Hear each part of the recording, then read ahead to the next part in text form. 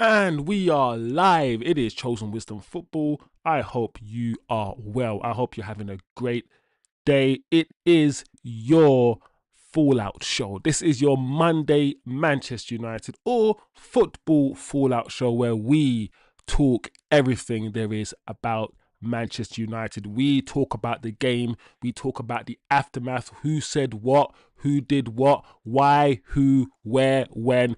And how all the talking points, all the hysteria or lack of hysteria after the game, after the weekend's game. We're going to talk about it on today's show. This is your Monday Fallout show, guys. Michael flipping Carrick, take a I'm going to do it. Motherfucking bow. My guy. 3 wins on the bounce. If you are a Manchester United fan right now and you're not at least giddy, at least a bit happy, because when's the last time you sat there and you watched your beloved team win 3 games back to back in a row? When was the last time, people? Enjoy this moment, guys. We will enjoy. Even now, I will enjoy. It was a difficult game, but we won. So, guys, back to reality. This is your Fallout show. On today's show, we're going to talk about Carrick's come out and he's spoken some stuff. He's spoken on Benjamin Sesko. Let's have a little chat about Benjamin Sesko. Carrick has spoken on Benjamin. We're going to look at his quotes, as you can see there on your screen. Carrick's quotes. We have quotes from Ahmad. Ahmad wanting consistency. Don't we all want consistency? Don't we all? Carrick, also something that I feel is very important. Carrick once again reflecting on the choice of strikers that he has. Spoiler alert, I love the fact that Carrick is not pitting one striker against the other. He's no player FC. Carrick is like Fergie. Carrick understands he's got 3 strikers, maybe 4, with 4 different attributes, 4 different qualities. So he can play whatever striker depending on the opposition. I like that about Carrick. I really do. The news is also, apparently, guys, Zirkzee is staying. I know we've been hearing Zirkzee staying, or is Zirkzee going and Zirkzee staying. We've been hearing this. And, we've been hearing it because he doesn't play regularly. And there's always going to be talk about Zirkzee. There's been talk about Zirkzee in the summer. And as we can probably predict, there's been heavy talk about Zirkzee this January. So apparently the news is Zirkzee is saying Ben Jacobs has come out and apparently it's understood. It is understood. I don't know who's understanding, but whenever you hear it is understood, I'm like, what do you mean it is understood? Why? How? What? It is. Anyway, we'll go with it. It is understood that Michael Carrick is happy with the squad that he has. And I'm pretty sure you guys in the chat, big up Eddie, big up Teklish in the building. I see you guys. I'm pretty sure you guys are all screaming, midfielder, Anderson, Pleba, Adam Wharton. Or is it just me? Is that my Christmas, wish list? A bit late. Just by a couple weeks. And we're going to end the show with something fun, guys. We're going to end the show with the Premier League predictor. If you remember, people, at the start of the season, we predicted the Premier League. We did our Premier League prediction as a community, right? I sat there. It was mostly me. It wasn't a full democracy, to be fair. But with the input of you guys, we predicted the league table in August, I believe. It's time to have a look at that, guys. It's time. It's going to be interesting. It's going to be interesting to see what we predicted. This is happening at the end of the show, by the way, guys. What we predicted and where teams are now. And we're going to do a new one. we're going to do a brand new prediction, because I guarantee, and don't lie, if I'm wrong, comment below, let me know. But I guarantee none of you, not one single one of you, thought that Aston Villa would be sitting in 3rd place in February. And don't lie, guys. You didn't. Don't even try to say you did. So we're gonna do the Premier League prediction again at the end of the show. We're gonna do something fun. So big up the chat. Let me see what Eddie's saying. I have to admit, we were lucky yesterday. In some ways, I agree with that, because Fulham weren't bad. Rather than a tactical masterclass by Carrick, says Eddie, Carrick needs to start adapting his game plan in the next game, as teams are going to start studying us for sure. And I think, Eddie, he can. And the thing is, his game plan, I'm going to say something really off the bat. I actually believe that Sesko should have started the game. And this is what I'm saying. Just by changing Sesko for Mbeumo, we look different. And it's good. I think having different personnel is almost a different game plan in itself. You don't need to change formation or do anything. You just put on a different person that can do something different. And we have that now. Guys. Eddie says our sample size is growing now that teams know how we play. That is also something to consider. The more we play, the more teams can see how we play, and the more teams will be prepared to face us. Like Fulham.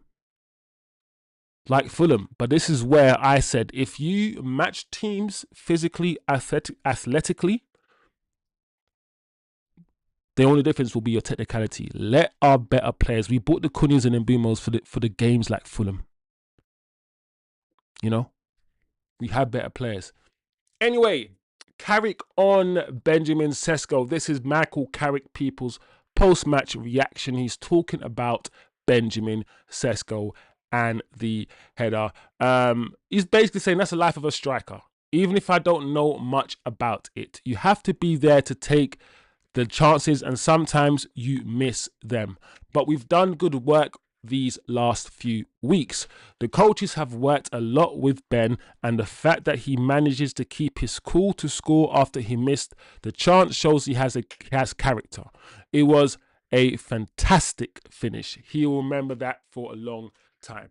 That's Michael Carrick's quote on Sesko. I also want to say, first and foremost, it was an amazing finish. That shot, top bins, great finish. I also want to say, guys, the header, the missed header, if he scores the missed header, we would have been 3-0 up. I'm pretty sure he missed the header at 2-0, guys. And that would have been game, set, and match. That would have been the game done. Big up TK in the building, my guy. So it was also quite a pivotal miss, an important miss, that header. Correct me if I'm wrong, guys, of course. But I like the fact that he can come off the bench and affect the game. And I said this, TK, Eddie, don't forget I said this. I said Benjamin Sesko's not a gunman. Cunha and Mbeumo are supposed to carry the weight. I said this. I said people are thinking, Sesko's going to come in and score 15, and then no, it's going to be the other way around. That's why I said to you, whether we start Sesko or Zirkzee, Sesko and Zirkzee they're not 25, 20 goals a season players. The Mbeumo, Cunha, because they're also Prem proven, and we've seen them do it before with lesser teams, with Wolves and with Brentford, we are kind of expecting them to carry a lot more of the weight than Sesko, and that is what you're seeing. That is what you're seeing this season. Your Cunha and Mbeumo will probably score more goals than Benjamin Sesko, despite not being technically strikers. And that's what I thought would happen, honestly. So it's good to see things pan out. Well done, Benjamin. Let's keep it going with Ben. He's improving. And one thing I like about it is we look together There's no like. There's harmony. Zirkzee celebrating with Benjamin. Benjamin celebrating with Zirkzee. There's a happiness. There's a harmony. There's a happiness as well, and that's important, guys. Big up Rajat Valicha. Big up my guy. All right, cool. Let's see what else Carrick is saying, guys. Let's run through the news quickly. Okay, Ahmad. And this is what I'm saying. This is what I think I'm leading onto. The psychology of happiness. And how just changing the manager, changing the mood in the dressing room, winning a few games, and your confidence is just through the roof. Do you know what I liked about the win, guys? The 3-2 win again. When they equalized, we actually looked annoyed. Under Amram, we would have put our heads down and we would have lost that game.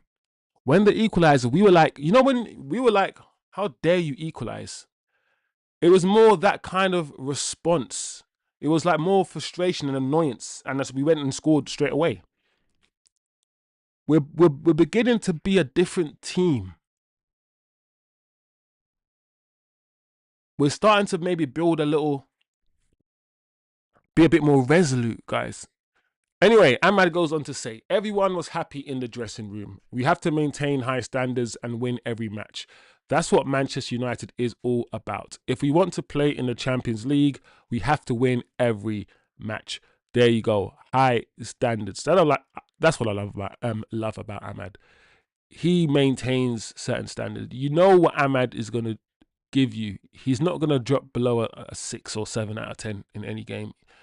He's going to retain the ball. He's not going to be careless with the ball. He's not going to lose the ball often.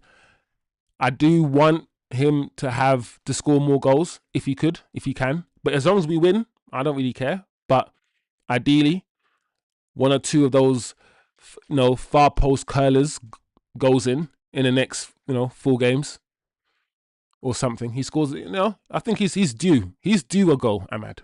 He is due a goal. So that's Ahmad. Let me know what you guys are thinking. TK said, I predicted Villa would not be in 3rd place in February. Big up TK in the chat. Big up Raja, like I said before. Anyway, this is Carrick on the defense, guys. Carrick on the defense. If I told you guys that a month ago Maguire and Martinez would be partnering partnering each other, being Man United's first choice centre back pair, I don't think you'd believe me. But here we are, Harry Maguire and Martinez, and you know what? 3 games, 3 wins. Have they been perfect? Were they perfect against Fulham? No. Maguire conceded a penalty. And the game before, Martinez conceded an own goal. So no, they haven't been perfect, but they've been good. They've been good. They've made mistakes, but they've been good. Overall, they've been good. So, Carrick's quote. This is what Carrick has to say, guys. We have very good centre-backs at the club, including young ones on the bench who have a big future at the club. I love that. Yeah, we got great centre-backs, and he made sure, including the young ones that are just there hungry. Euro heaven. When we arrived, we thought experience was important. Maguire hadn't played much, and he did really well. He has a great presence. He's dominant. When he's like that, he's one of the best for me. That's true. Can we just admit, guys, that yes, when we're playing with a high line, Maguire is not great. We've seen how exposed he is. He's not the most mobile. He's not the quickest, and he can get this burnt out. That ball, the penalty he conceded, he was nowhere near the player, really. So that his mobility will always be Maguire's issue. But in a low block situation, tight spaces where his height, his strength, his stature, and his experience. He usually dominates that box, especially aerially. He does. And that's never been a weakness of Maguire. So I feel like we can admit that. Whether you like Maguire or not, that's one of his strengths. His stature, his strength, his presence, and Carrick is right. He can also pass the ball. It's just his lack of mobility as a modern defender, I think, has always been the issue. So good. Nice little words for Carrick. Let me know what you guys are saying about that. Eddie says, under Amrim, we would have lost that game. I agree, Eddie. I didn't want to say it, but I think I stopped short of saying it. But I do believe under Amrim, we potentially drop heads and go on to lose the game. It's the fact that the guys, it feels like we can win. I feel like every victory has been different. The City one has been just 2-0 nice. The Arsenal one, we went behind straight away. We conceded the first goal.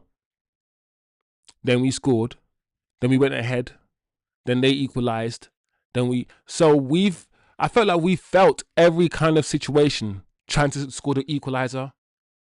Going in behind. And then we've been in every kind of situation with regards to scoring goals or conceding a goal. And against Fulham, once again, we were 2-0 up and we experienced conceding 2 goals and having to come back from that. So I feel like in 3 games, we've experienced so much here in a short space of time. And we've seen different forms of being resolute.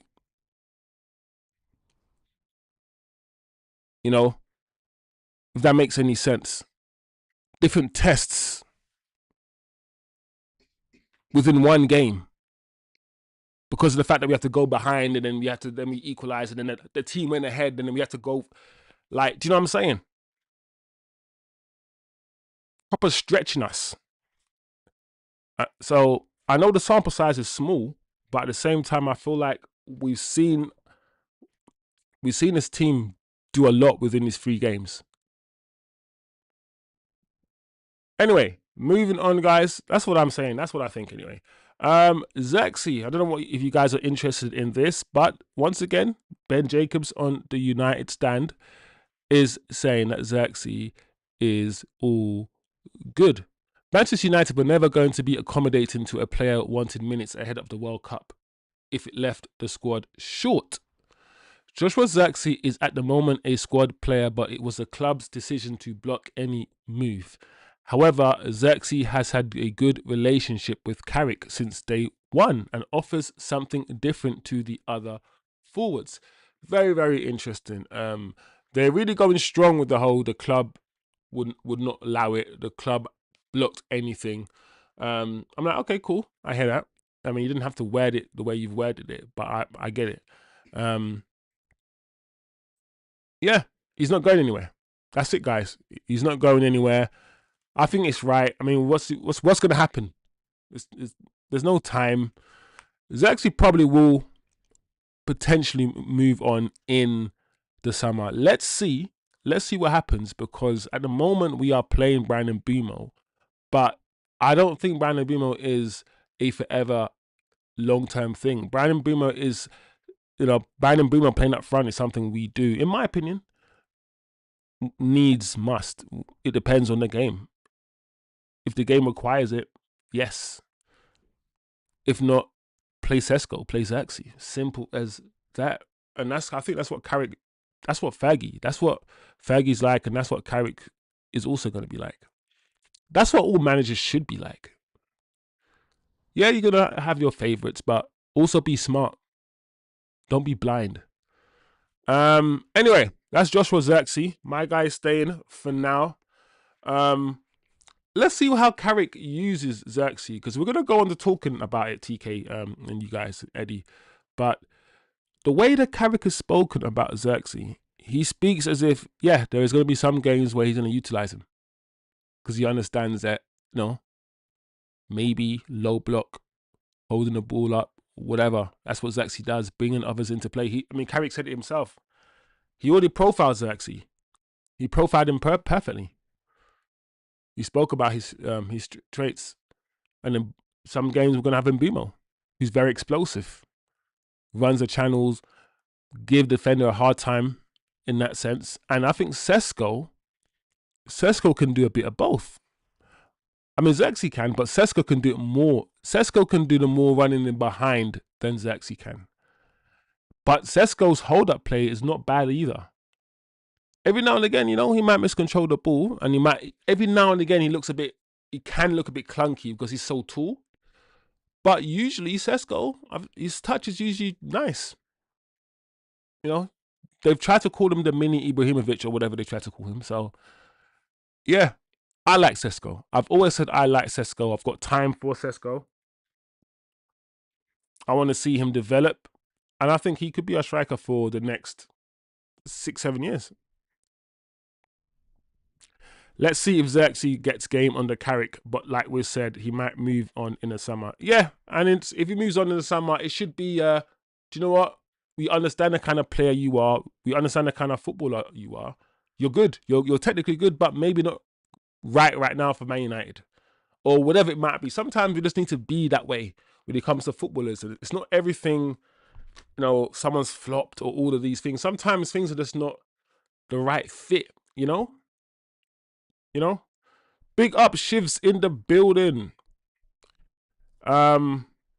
I don't know why Zirkzee is staying. He won't be used unless someone is injured. Squad. That's what they said. Carrick said squad.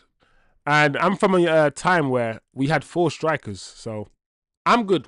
I'm good with it for now. We'll see. We'll see in the summer anyway. All right, let's move on. Let's move on, guys. I don't know about this, guys. All right, I think we should. I don't know if you want to talk about that. It's just saying, once again, Ben Jacobs, just saying that Carrick is happy with the squad. He's had meetings and he's happy with the squad. That's it.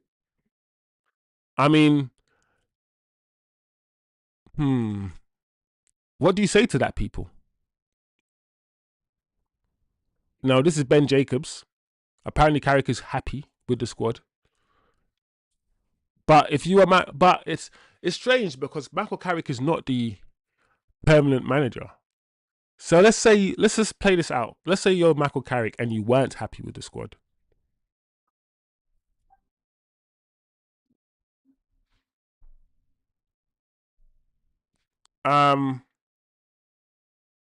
What do you? What are you gonna? What are you gonna do? Listen, Jim, get me some new players. Like, I don't know. He just came into the job. He needs to just shush and be humble. So I don't know if do you know what I'm saying? What's he gonna? This is a non-story for me, but it is what it is. Let's move on, guys.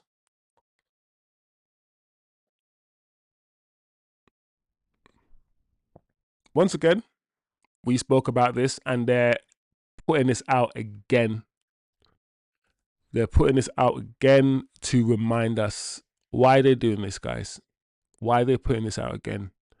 Ben Jacobs. United's stance was, if they do nothing in the January window, then that was always their plan. So, if quiet, then eyes are on the summer for their midfield revamp.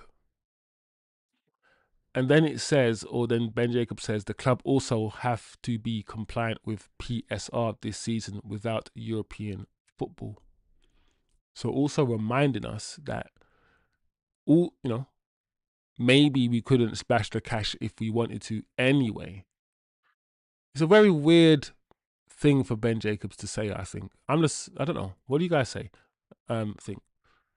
Because it's like they're saying they're not going to buy anybody, and we already told you we're not going to buy anybody. Am I reading it right? We already told you we're not going to buy anybody. That was the plan, not to buy anybody. And that's it. End of tweet. And this last part is basically saying we might not be even able to buy anybody because PSR. So that's it, right? Very interesting message being put out there by United. Very interesting message being put out there. Eddie says they were never going to buy any new players. We all knew this. The club is broke. The club always has to act like they can do some stuff.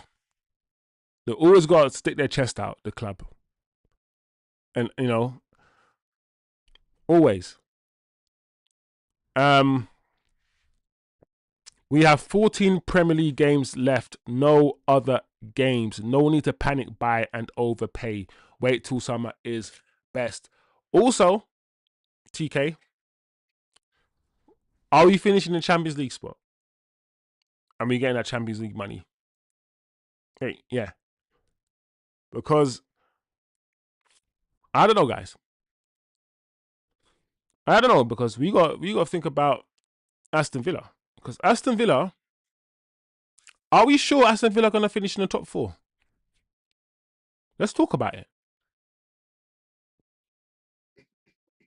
Let's talk about it. Because I don't know, guys. Nobody's talking about top 3. And I'm not saying nothing except that. You guys can say what you want to say. You can call me deluded or whatever. Because I didn't even say nothing. I'm just saying no one's spoken about top 3. I'm just asking a question. Because some people are acting like Aston Villa are certainly going to finish 3rd. And if that's the case, I just want to know why people think that. I don't know. Because I'm just saying, what would it be like if Man United finished 3rd?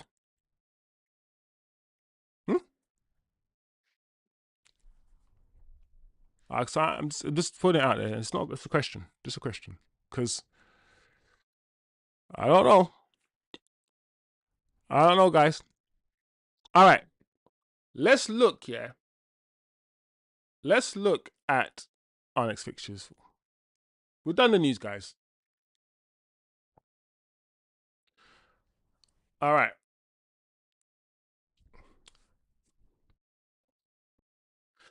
Let's do the Premier League predictions. As you guys remember, we predicted the Premier League in August.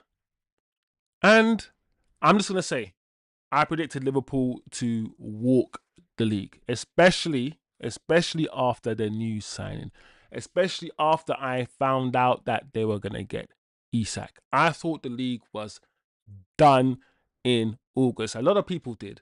I remember some of you guys in that chat saying, Chosen, I don't know, chill.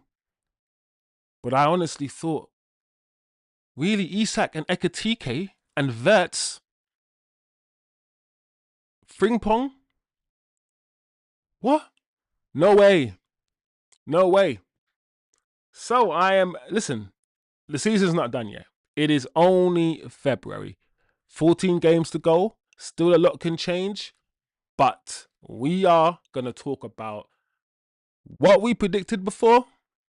Yeah, just have a look. Have a quick look at what we predicted before. And we're going to make some new predictions. But first of all, I want to think about Man United and Aston Villa for 1 second. Because right now, United are in 4th. Villa are in 3rd. Cool. I'm just asking a question. Can we finish 3rd?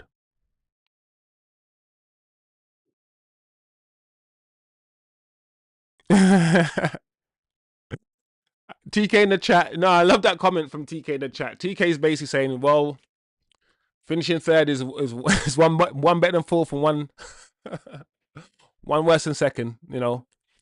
You still don't win a trophy, But the point is, if you were told that United would finish third, I'm not saying we will, I'm just asking a question, this season, you wouldn't believe them. So I'm just going to say, listen, how many points? Where's the table? Let me look at the table first. If we can get the Premier League table up, just for me to see. You know, this is not that deep, just for me to see. I just want to see how many points behind Aston Villa we are.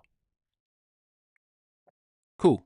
So, it's still a good amount. 5 points. Oh, cool. 5 points behind Aston Villa. Guys, what is this? It's a win and a draw or something. There's no, hold on a second. Aston Villa are only a point behind Man City. So if I'm looking at Villa, why can't I look at Man City? All right, let's forget Man City for now. Let's just look at the first target. Aston Villa. Aston Villa. Let me look at the fixtures. Let me just examine some shit very, very quickly. Yeah, back to the fixtures. All right, Man United fixtures. Tottenham, West Ham, Everton, Crystal Palace. Wow. Newcastle, and then Aston Villa. Okay, there are no easy games left. No easy game. Let's see. Let's look at Villa's games.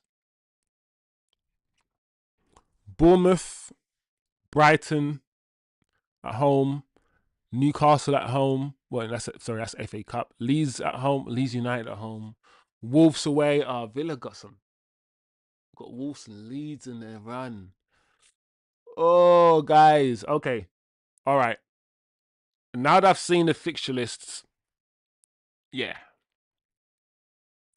it's doable. It's doable. We can catch them. So let's do it. Let's predict. Let's look at what we did. Let's look at what we did in August. This is the tomfoolery. This is our tomfoolery. So, if I know my badges, this is also a badge test. We, I 51%. I said I had a 51% vote. So I have to hold my hand up and be honest. This tomfoolery was also mostly my fault. We said Liverpool champions, Chelsea second, Man City third, Arsenal fourth, and then Tottenham fifth. Oh my Lord. Tottenham. Jesus Christ, Bomber. Tottenham, where are Tottenham now? 14th? So, yeah, that prediction was wild. But no, it's not a wild prediction. In Kunku and all these guys, I thought they were going to do something. Man United, obviously, 6th. Newcastle, 7th. I think that's, reasonable. That's probably where they are. Mid-table teams, Brighton, Palace, Everton. I predicted Aston Villa to be 11th. Wow-wee. Gali, who says that? Wow-wee. I don't know. Aston Villa. Forest, I think, Forest in the relegation zone. Wolves down there. West Ham. I feel like that's reasonable.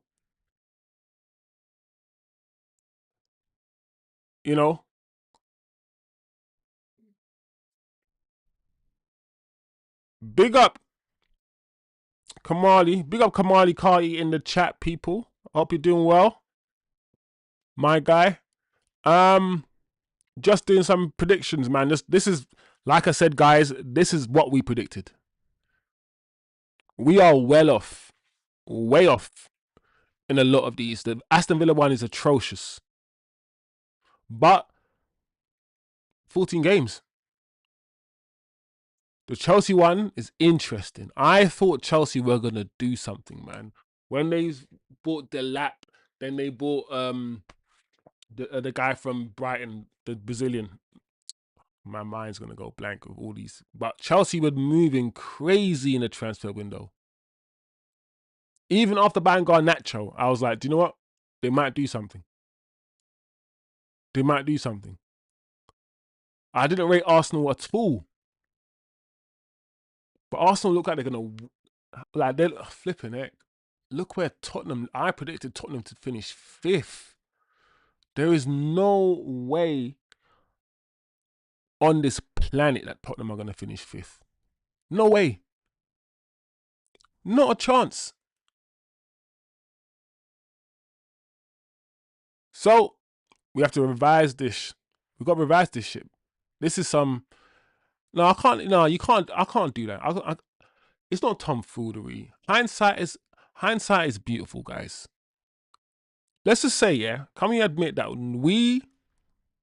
All right, who put your hand up? Who predicted that Liverpool were going to fall off the way they did this year?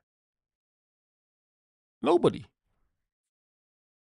Nobody did. So the Liverpool thing is wild. It's wild. Verts. And the thing is, people are not talking about it enough, 100 and whatever million for Verts. 100 and, was it 35? 20, whatever. It was crazy for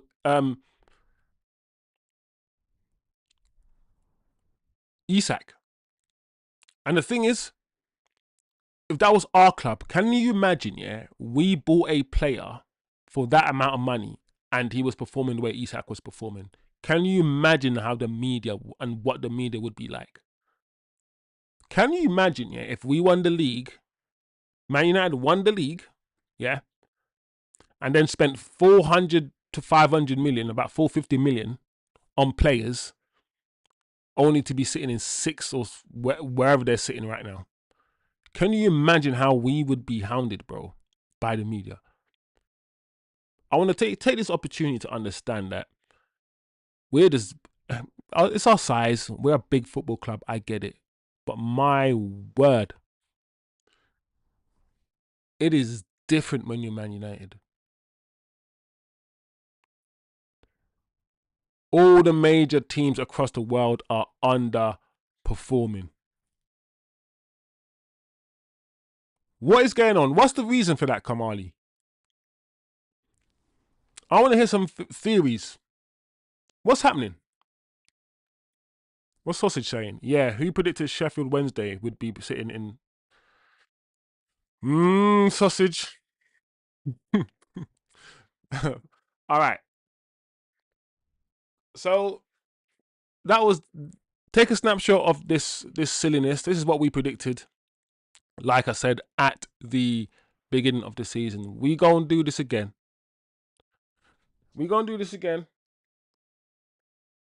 And we're gonna be, obviously it's gonna be a lot easier because the season has started and we're halfway into the season and we have the league table already. So our prediction is going to be based on something more tangible because the season's halfway through. You've seen half the season. So our sample size has grown. We have more evidence. So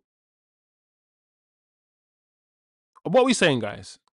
Let's start from the top then. Let's make it easy.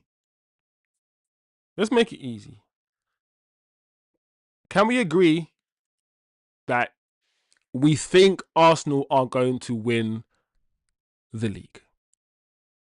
Remember, I get 51% voting rights, but just want to make sure that I'm not, we're on the same planet. We think Arsenal will win the league. If you disagree, speak now or forever hold your peace. Cool. I can assume we're in unison here. Okay, this is where it gets tricky. I say Man City will still finish second.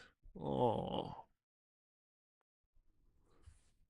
I don't know because that Man City are moving funny.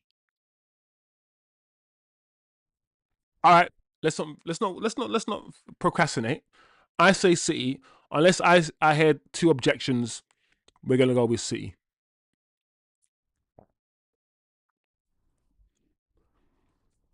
Cool. This is where it gets tricky now. This is where I'm gonna say, oh man, Villa second. Oh, one objection. We got one objection. Um, oh, I'm doing it. I'm saying it. If I get two objections, I'll change. But or we have at least have a conversation about it. But I'm going. I think. Oh man, Aston Villa's games are easier. Their running is easier, and we're gonna hit. This is too nice. What's happening right now is Carrick is very nice. We're gonna hit something. We're gonna hit something soon. We're gonna draw like that game against Fulham. Do you know what? I'm gonna do it. We're gonna pip them still. I don't care. Let's do it.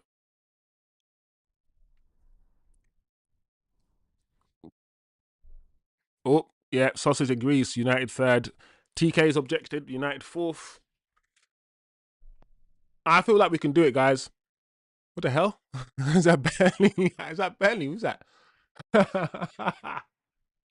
I'm like, no, Burnley, just go away.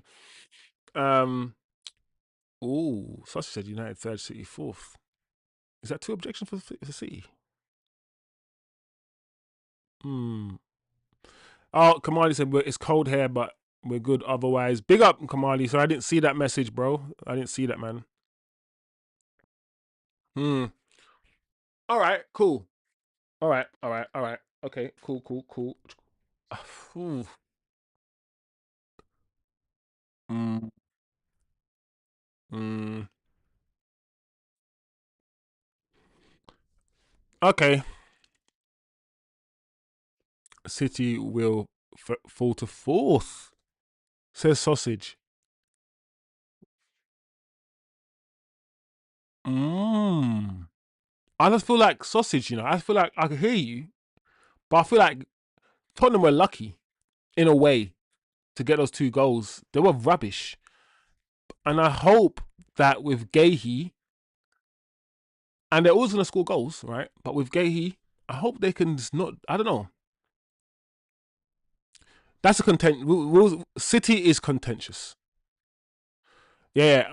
Can we? We'll go with what TK says. We'll go with TK because right now they're 5 and 6, and I reckon they'll probably stay that way. City and sorry, Chelsea and Liverpool. Yeah, because it could be six, and it could be the other way around. Who knows? To be honest, it doesn't really matter. So yeah, we'll go with what it is right now. We'll go with Chelsea then Liverpool.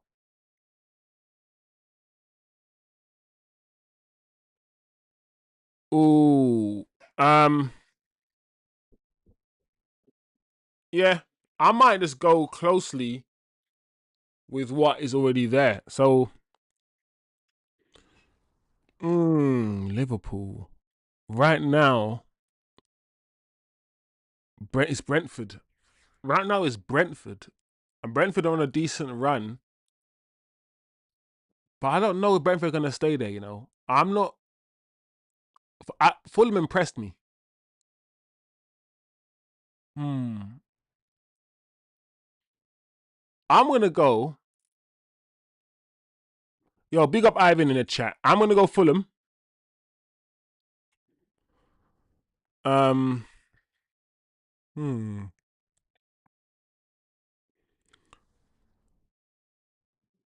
I don't think you guys are too concerned about the mid tables.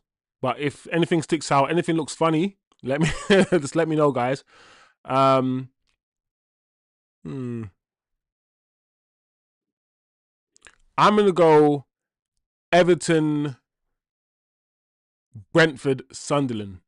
Everton, Brentford, Sunderland. Mm. Everton for the Brentford? Everton for the Sunderland? Hmm. Okay, cool. Whatever.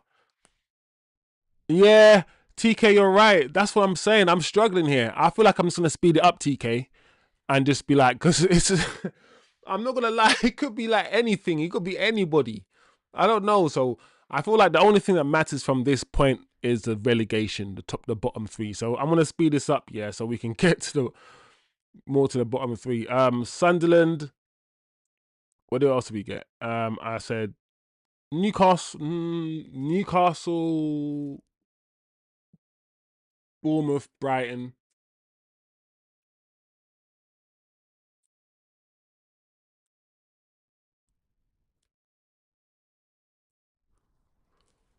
I don't think is West Ham gonna come out the.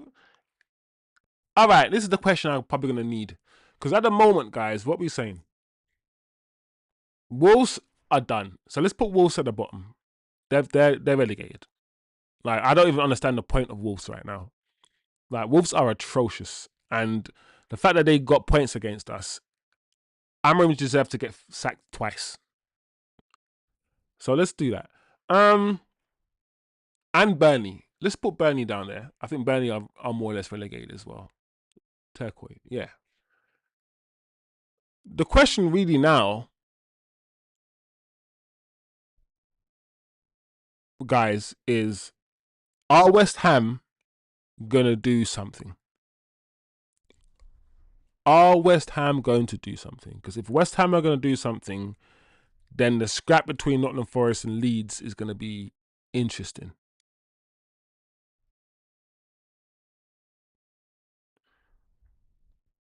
Ivan, Ivan, we don't say these things here.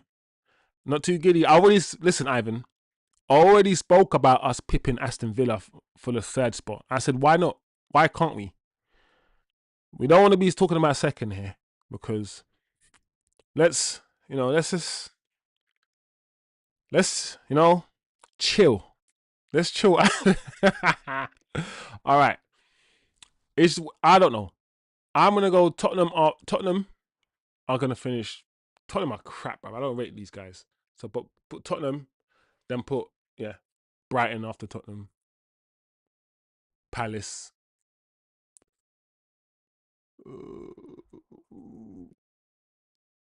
Because at the moment, West Ham and they're in the bottom three, but Forest and Leeds are 6 points clear of them. Let's run it. Let's run it. We're gonna do West Ham at the bottom three, and Leeds and Forest just about survive. Just about survive. But I'm not gonna lie, guys. Something is telling me that West Ham are gonna make it out of the bottom three. I don't know what it is. One of these teams, Leeds or Forest, West Ham can't get relegated, bro. How can we? How can West Ham get relegated? That don't make no sense. West Ham in flipping championship. Come off it, man. That don't make no sense, bro. That's an oxymoron. Like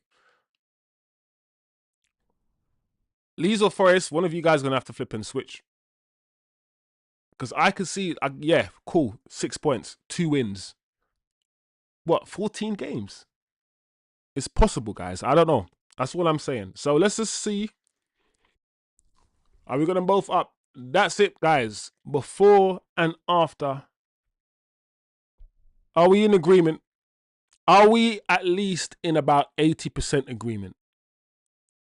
We as a channel, we as a community decided on the new prediction. And while, the Man City thing might not be to everyone's cup of tea, but can we say this is around 80%?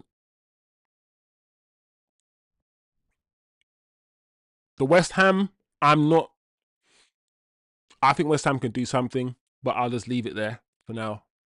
I honestly think, yeah, if this is the baseline of Manchester United's future performances, and we are only 5 points off Villa, and I know Villa's running looks easier. Villa facing, but what's easier?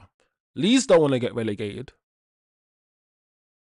So, and they just lost against Brentford. So, easier running. Is it easier facing the lower teams that are fighting for their lives?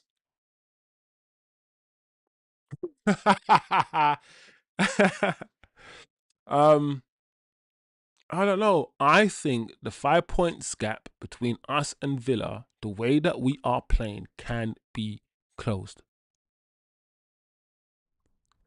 And the question is, if I think the 5 point gap between us and Villa can be closed, then why can't the 6 point gap? It's only one more point. What, City lose 2 more games and we win? It can happen. It can happen. Can we? Because I started the question by saying, can we finish third? But if City are only 1 point ahead of Villa, why can't we finish second? Imagine finishing second in this flipping league. I mean that means you can answer that in 2 different ways. This league is not a good league, but at the same time, what an achievement it would be.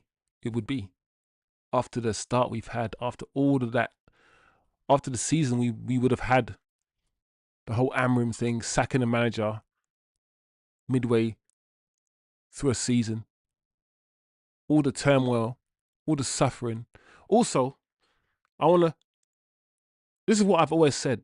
This suffering thing is a choice.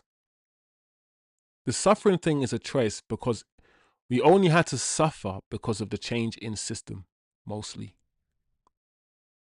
Yeah, the players are not good enough. But understand how when I said to you guys that we can finish top 5 and I didn't rate this league, this is what I was saying. When we were watching Man United together as a community, and I kept saying, man, guys, we can do better than this. This is crazy how we're watching this game after the game. Let's get rid of Amram. This league is not that great. We're a top 5 club. This is what I was talking about. This is what I was talking about. So, guys, all I'm saying, there's no reason why we can't now change. Listen, if we don't finish second, we're not going to moan, because no one predicted us to be even in this situation in the first place. But now that the context has changed, we're playing better. Can we now set our sights to finishing second? Can we actually do that? Can we do that? Swap Fulham and Brentford. All right, I don't mind. We can swap Fulham and Brentford. Ivan said we're winning in league. Hey, yo, big up Ivan, man. It's been a hot minute though, Ivan. It's been a hot minute, bro. A hot minute indeed. Put United first for the culture. Bro, these times are coming, Ivan. Listen, all I'm saying is this. We're going to lose Casemiro, right?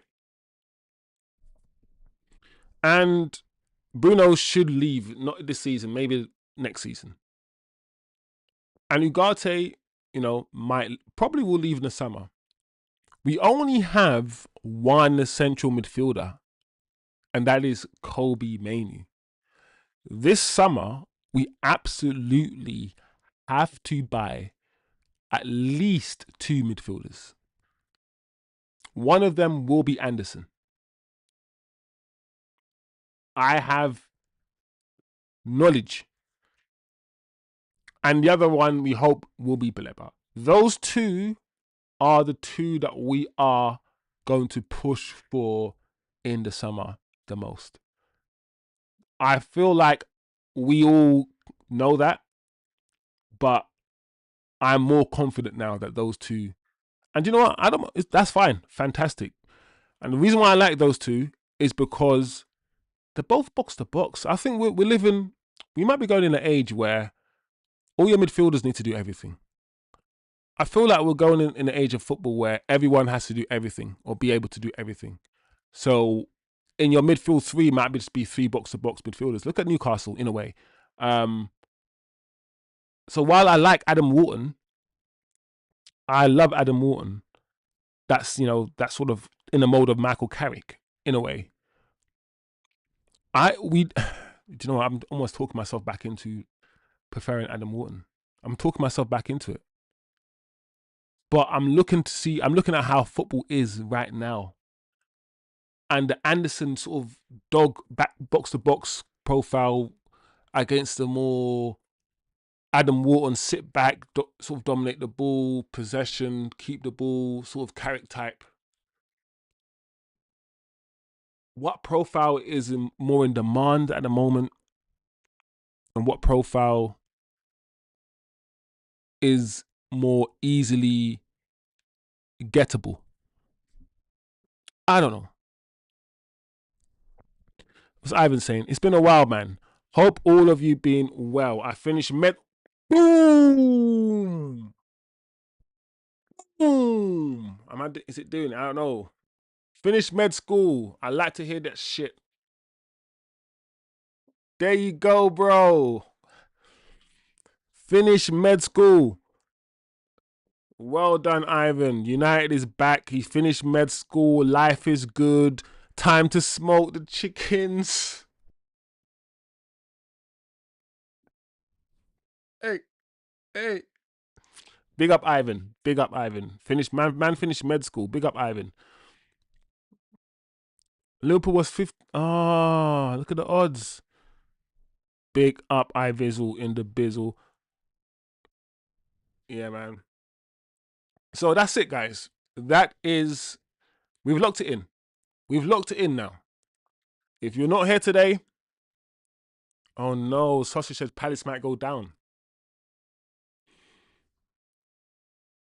Oh yeah, Glasner's not feeling. You're right. Palace might be the one.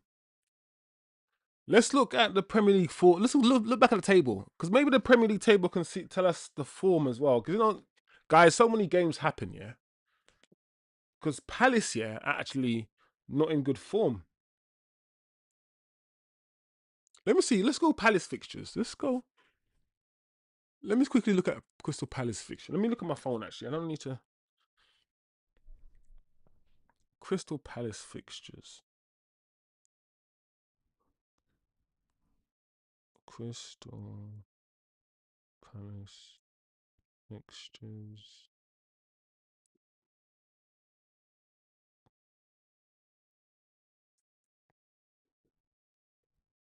Yeah. Look. Flipping heck. Hey, sausage. You might be right, bro. Look at this. Look at the last games. Bro. 14th December, lost 3-0 to Man City.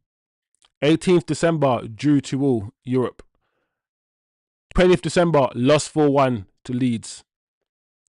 Drew to Arsenal. Lost 1-0 to Tottenham. Drew against Fulham. Lost 2-0 to Newcastle. Drew against Villa. Lost 2-1 to Macclesfield. Lost 2-1 to Crystal Palace. Then lost 3-1 to Chelsea.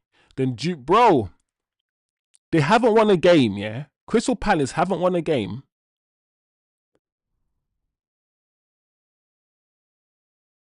since what?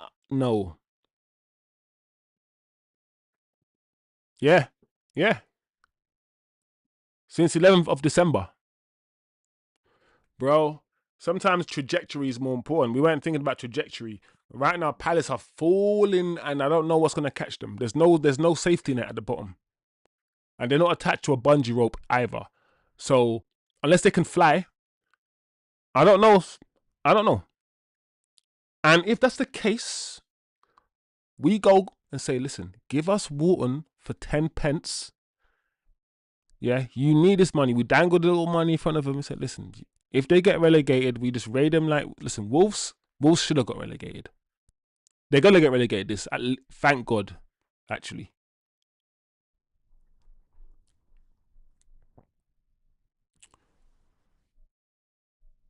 Federal RICO charges. Congrats. Yeah, man. Big up everybody. Big up Ivan in the chat, bro. Like, completing med school is a big deal, man. The amount of brain cells you have to use. It hurts my brain thinking about it. Yeah. All right. We might have to. All right. So what we saying then? Palace. You guys, we've got to stop changing our minds. So we're gonna do Palace and West Ham. Survive. Cool. Lock it in. Short. Wait, hold on. No, obviously not Man United. I'll bring Man United back. that was just for the culture, man. All right.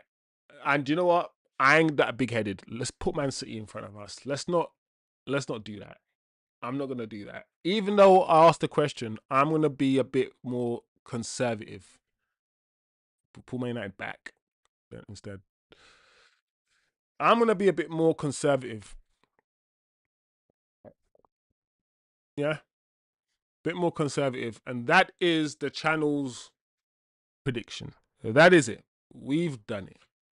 Arsenal to win the league. City might probably finish second. United third.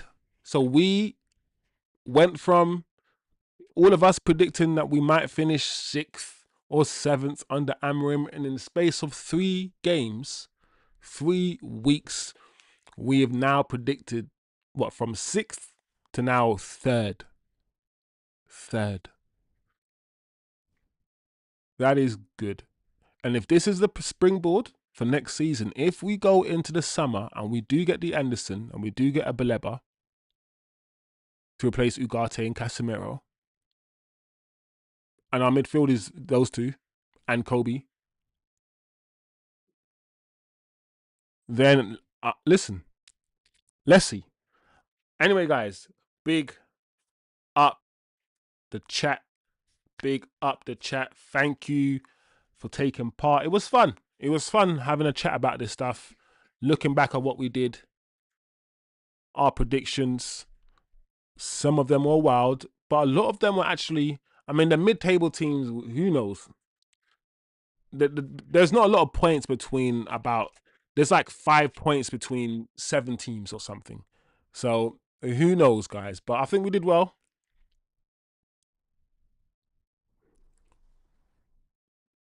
Well, there you go. Federico charges is bringing us back down to earth. We can still finish 6th. We're on a high right now. We're all happy. The league is unstable, but we are looking more stable. I feel like Federico is right. The league is unstable, but if everything around us is unstable, let us be the stability.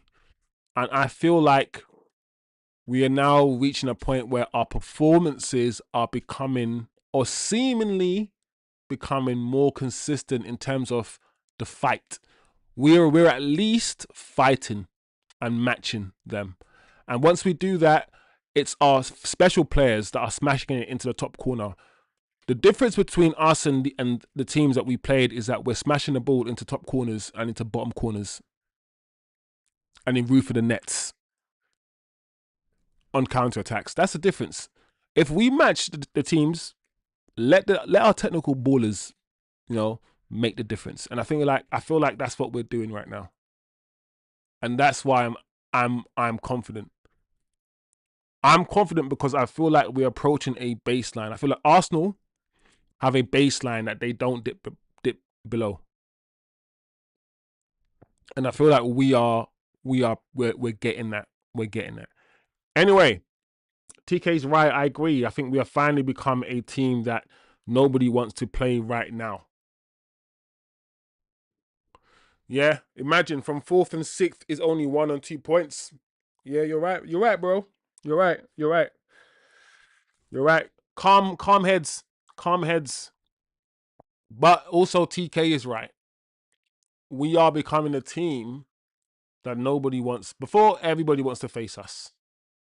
And everyone came and played football against us and bopped us off the park. Now you can still try that and you might keep possession. But one thing, listen, if you're not a threat on the counter, then you'll concede. We're a threat on the counter now. Teams know that if you give us a sniff, if you allow us to win the ball, we're probably going to counter and we're probably going to score. Not like last time where we'll probably counter and miss. We're a threat now. So it means everyone's nervous now.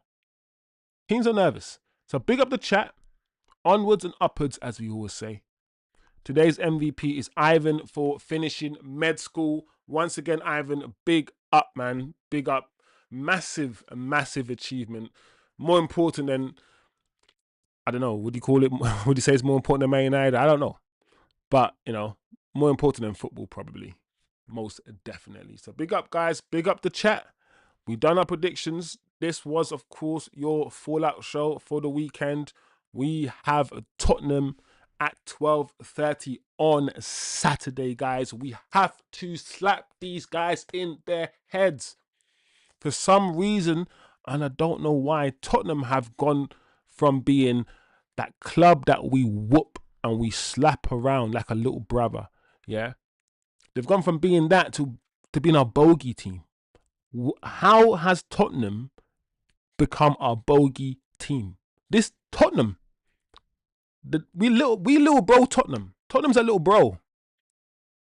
It's a little cousin. That's a little Tottenham. So all I'm saying, Saturday we owe Tottenham right hook, left hook, a jab and an uppercut. We owe them at least those 4 moves from Mike Tyson and from the prime Mike Tyson, not today's Mike Tyson. From him. That's what we owe them that. Yeah, we do. So big up the chat. Big up the community. We locked it in. That's our predictions. If we get any of these wrong, I'm going to blame you guys. Because you guys did, I'm joking. Man's already shifting the blame. You did this. You guys did this. Not me. If any of this is wrong, then I'm going to blame you lot. Who said Crystal Palace is going to get relegated? Who did that? What me? It was TK. No, I'm joking. It was Sausage, actually. It was Sausage. He came in and he said his thing. So, Sausage, is on you. Palace to be relegated. Cool. Locked in. All right, guys. There we go, man. Big up yourselves. Have a good one. We will be back in 2 days on Wednesday evening for our midweek show. And, of course, Friday will be our match preview for the Tottenham game. Big up yourselves. Have a good, enjoy the rest of your day, whatever time it is. And I'll see you guys next time.